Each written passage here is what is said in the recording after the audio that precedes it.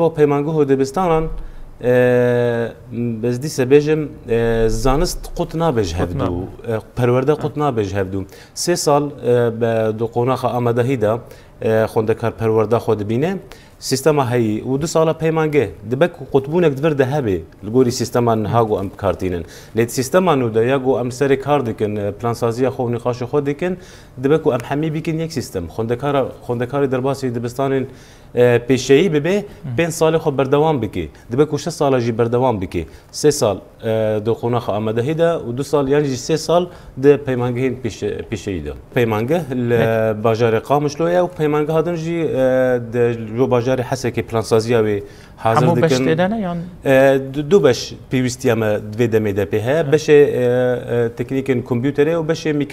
میکاترونیک